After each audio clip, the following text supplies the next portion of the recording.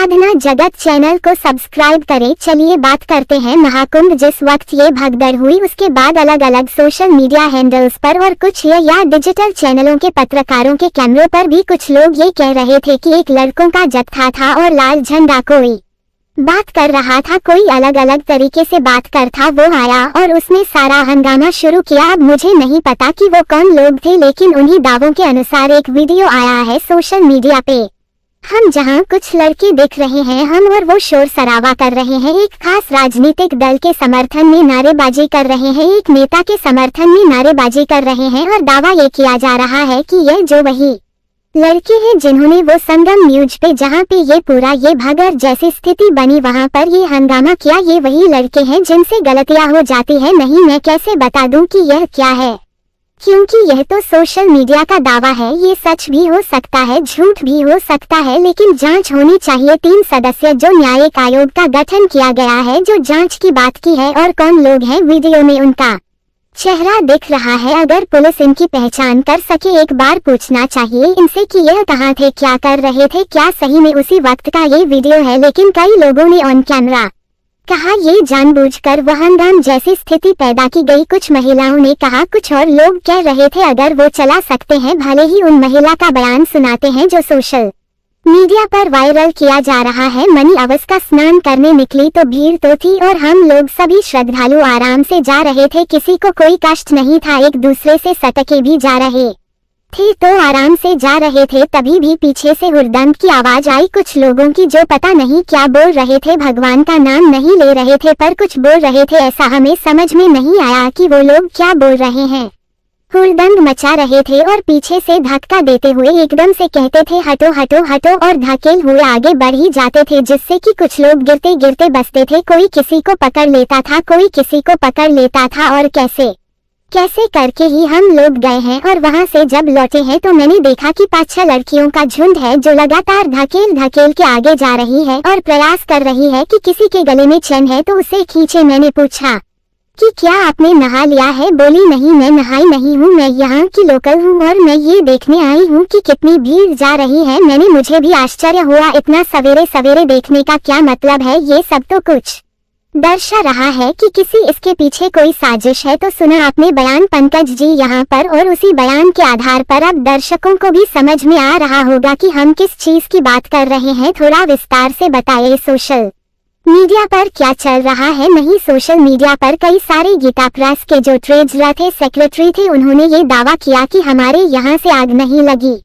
क्योंकि हमारे यहाँ खाना बनाना अलाउड ही नहीं। प्रशासन ने गैस सिलेंडर से खाना बनाने पर पाबंदी लगा रखी है। शॉर्ट सर्किट टेंट में हुआ नहीं था तो यह उन्होंने दावा किया था कि कोई पीछे खाली जगह है, वहां से कुछ आग जैसी चीज फेंकी गई थी टेंट पर और उसके बाद ये पूरी आग लगी। उस दावे की भी जांच होनी है। उसके बाद एक खालिस्तानी संगठन है, उसने कुंभ में जो अजनी हुई उसकी जिम्मेदारी ली हम और कहा कि हमने ये काम किया है, उसकी भी जांच होनी बाकी है। उसके बाद ये भगदड़ मची है। बहुत सारे लोग कह रहे हैं कि नौजवानों का एक झुंड था हम जो नारे लगाते हुए आ रहा था और उन्होंने अचानक धक्का मुक्की शुरू कर दी। एक महिला तो कह रही है कि वो महिलाओं के गले में चेन जो भी हो रहा था उनको छीनने की कोशिश कर रहा था और इसी धक्का मुक्की के कारण भगदड़ हुआ। वो ज्यादा लड़के नहीं थे जो बताया जा रहा है, उसमें से 15-20 लड़के के आसपास वो बताए जा रहे हैं कि वो जानबूझकर वहां अराजकता पैदा करने की कोशिश कर रहे थे। जांच होनी चाहिए। सोशल मीडिया पर तो ये भी दावा किया जा रहा है कि जानबूझकर एक खास विचारधारा के लोग हम इतने भव्य और सफल कुंभ के आयोजन से निराश है, नाराज है और वह चाह रहे हैं कि किस तरह का कोई होनी हो जाए ताकि सरकार को बदनाम करने का मौका मिले। जिस तरीके से हुआ यही तो वजह रही कि भव्य और दिव्य आयोजन कराया जा रहा था और उसमें ये कलंक लगा। सीएम योगी आदित्यनाथ की आंखों में यूं ही आंसू थोड़ी है। नहीं, देखिए यह बात तो तय है कि मैं ये नहीं कहूंगा कि बाधा डाली या नहीं डाली, लेकिन कुछ लोग लगातार जिस दिन से महाकुंभ का आयोजन उसी दिन से आप चेक कीजिए वो लगातार यह कह रहे हैं कि खराब है, यहाँ गंदगी है, वहाँ खराबी है या नहीं आई। मुझे लगता है कि ये पूरे प्रयागराज और उत्तर प्रदेश के लिए गर्व का विषय होना चाहिए कि इतना बड़ा आयोजन हो रहा है। आप चाहते तो टीम भावना के साथ सहयोग कर सकते थे जी। मुझे बहुत अच्छा लगता कि अगर हर राजनीतिक दल का कार्यकर्ता इसमें सेवा भाव के साथ जुटा रहता हम, लेकिन कुछ खास वर्ग के लोग, कुछ खास राजनीतिक दल के लोग, ऐसा लग रहा है कि किसी तरह बिगाड़ या फिर पूरी दुनिया या देश में ये फना चाहिए। कुंभ में इस बार बहुत खराब आयोजन हुआ है ताकि उनके मन को तसल्ली मिल जाए। इससे क्या हो जाएगा अगर करोड़ों लोग आपके राज्य में आ रहे हैं, प्रयागराज में आ रहे हैं, आस्था की डुबकी लगा रहे, ये तो पूरे उत्तर प्रदेश के लिए गर्व की बात होनी चाहिए। बताए वो कौन सी कुंठित मानसिकता है जो चाहती है कि आयोजन में विघ्न बाधा बजो, चाहती है कि आयोजन फ्लॉप कर जाए जी। और देख रहे हैं आप जाक पूरे सोशल मीडिया को देख, सोशल मीडिया पर जाए और जिन बातों की हम चर्चा कर रहे लोग को समझ में भी आ रहा होगा कि कहां पर बात की जा रही, कैसे बात की जा रही है। जो रोज सुबह उठते थे कहते क्या कहते हैं, कुंभ में पोल नहीं लगे हैं, कुंभ में लाइट नहीं है, कुंभ में बिजली नहीं है, कुंभ में क्या कहते हैं लोगों को, मुझे मैं तो तंज मारते हुए कह रहा हूँ, कुंभ में हमको लगता है कुछ दिन बाद ये कहते हैं कि डॉलर देना चाहिए था, रुपया नहीं देना चाहिए था, लोगों को डॉलर में डील करनी चाहिए थी। ये भी अव्यवस्था नहीं, एक चीज और है जो सारे लोग जो इस तरह की बात करें। एक ने तो कहा कि बाबा बागेश्वर ने क्यों नहीं भविष्यवाणी कर दी, तो क्या संत महात्मा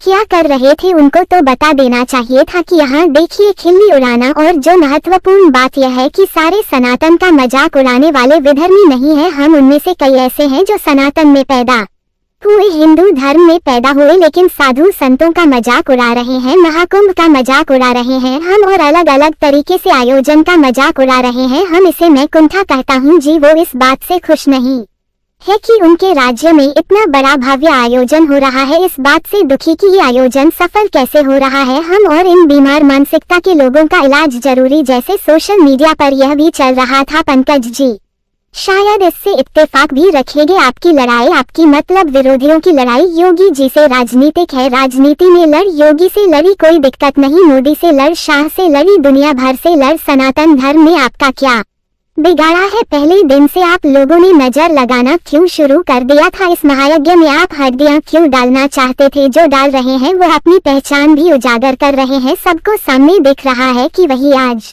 असली असुर है। क्या आपका उद्देश्य सनातन को टारगेट करना है। लोग कह रहे हैं कि पहले दिन से ही आप लोगों ने नजर लगानी शुरू कर दी, आप मोदी योगी शाह से लड़ी, भाई पूरी दुनिया से लड़ी, लेकिन सनातन से आपको क्या दिक्कत। जब इतना बड़ा पर्व हो रहा था लोगों को वहां पर दिक्कत नहीं हो रही, आप लोगों ने इतना भ्रम फैला दिया कि एक था 40 किलोमीटर पैदल चल के जाना है, जैसे लग रहा है सूरज के पास पहुंचना, बिल्कुल आप लोगों ने कह दिया कुछ चल ही नहीं रहा है। प्रयागराज, अरे भाई प्रयागराज में जो लोग बोल रहे हैं उनसे ज्यादा मैं वहां पर रहा हूँ, मैंने देखा है कितना विकास हुआ है पिछले 4-5 सालों में। और पिछले 1 साल में मैं पहले ही दिन जब महाकुंभ के आयोजन की शुरुआत हुई, तैयारियों की पहले दिन वहां पर मौजूद था, तैयारियों का जायजा लेने गया था NF न्यूज पर। तब से लेकर अब मैं पूरा इलाहाबाद बदल गया पिछले 6 महीने में। लेकिन पंकज जी वही सोशल मीडिया पर लोग कह रहे हैं कि गिद्ध की नजर बनाकर रखे थे, अब लीजिए लाशें 30 आ गई है, नोच लीजिए उनको आप नहीं। और पुलिस ने सख्ती भी किया है, अब वह कल शाम तक 2 अफवाहबाजों को गिरफ्तार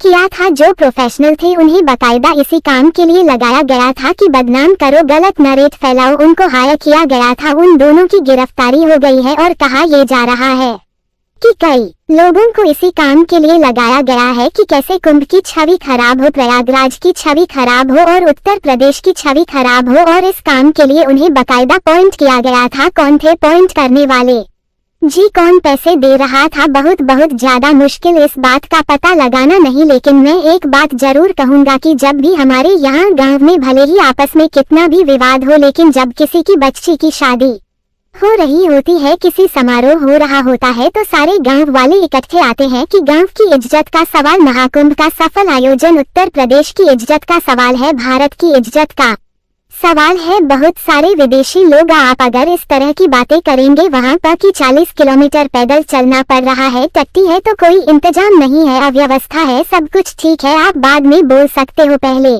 आपने जो बोला वो बोल सकते हो, अभी तो फिलहाल इस महायोग को संपन्न कराओ, सहयोग करो। अगर सहयोग नहीं कर सकते हो तो कम से कम चुपचाप अपने घरों में बैठो, ठीक है। आखिरी सवाल, जो दावे, जो वीडियो सोशल मीडिया पर है या जो जांच अधिकारी कर रहे हैं, जो गठन किया गया है टीम का, पंकज जी मैं इतना समझना चाहता हूं कि अगर साजिश करने वाले, भगदड़ करवाने वालों को चिन्हित कर लिया गया, पकड़ लिया गया, तो फिर क्या होगा उनके साथ अब वो तो सरकार अपने कानून के हिसाब से फैसला होगा कि वो क्या करे, लेकिन यह विकृत मानसिकता है, इतना समझना चाह रहा। अभी आदित्यनाथ जी यही चाह रहे हैं कि इसे किसी तरह संपन्न करा ले, हिसाब तो होगा। और जिन लोगों ने अव्यवस्था फैलाने की कोशिश की है या जिन लोगों ने इतने बड़े आयोजन में विघ्न का काम किया है, वो समझ जाए कि योगी आदित्यनाथ के आंसू जो टपक रहे हैं, एक एक बूंद आंसुओं का हिसाब होगा। कैसे होगा, कब होगा, इंतजार करें। बिल्कुल तारीख होगी 26 फरवरी, महाकुंभ का आयोजन समाप्त होगा।